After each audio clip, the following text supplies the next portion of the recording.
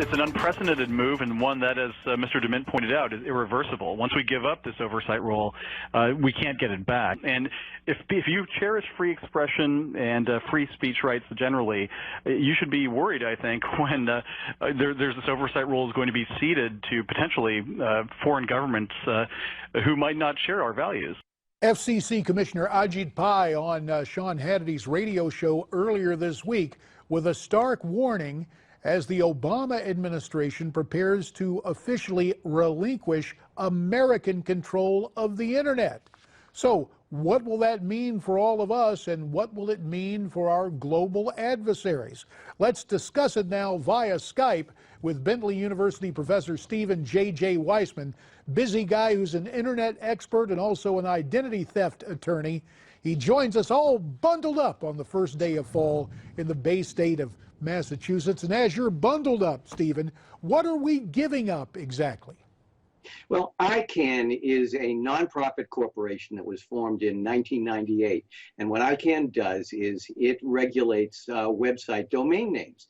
And that is a great deal of power and authority over the internet. Now, right now, ICANN has a regulatory board that's made up of representatives of various countries, users of the internet, tech people, a really broad assortment of people around the world who use the internet.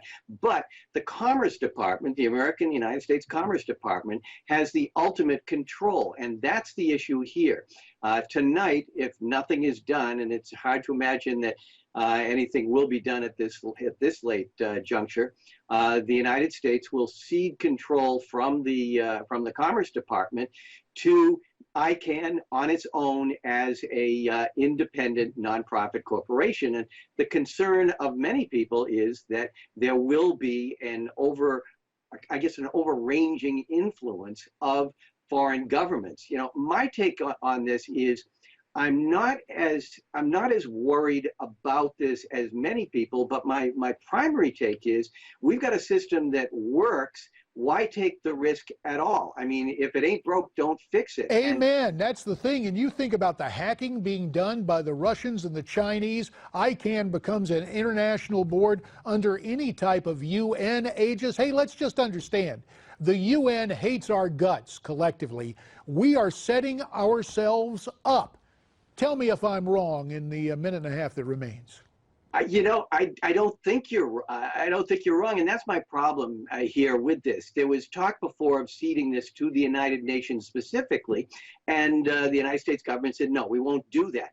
But my concern is that allowing ICANN to become just an independent agency without any United States oversight is one that brings jeopardy, and it's unnecessary jeopardy. We don't have to go there, and yet it does have risks.